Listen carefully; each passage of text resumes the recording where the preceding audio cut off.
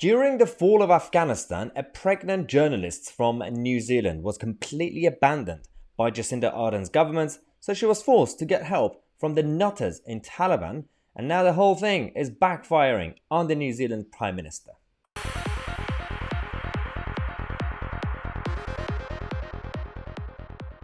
Seriously, what is happening in the world? This is Charlotte Belize, who is a journalist, a reporter from New Zealand.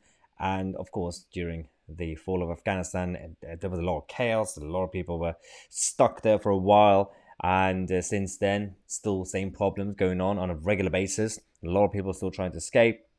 A lot of the allies were abandoned. Now we discover that Charlotte was actually forced to seek help from the nutters, the new leaders of Afghanistan.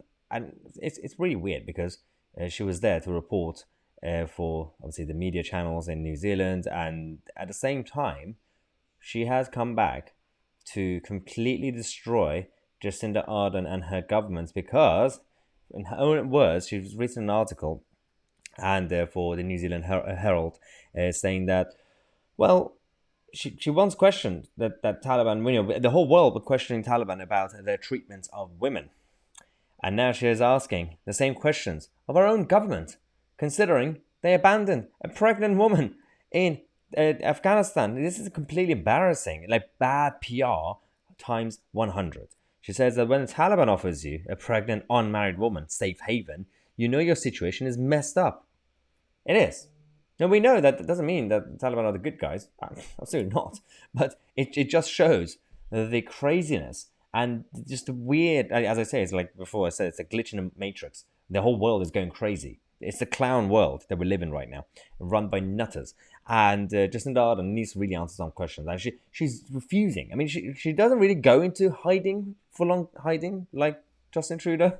But she goes silent because she knows that the majority of the press and media in New Zealand don't really question her anymore. Considering that she said a while ago that you need to get your news updates and everything from us, from the trusted sources of the state and government, then where is the accountability? Where is the scrutiny? There is nothing going on. If any journalist stands up to her, then they'd completely shut them down.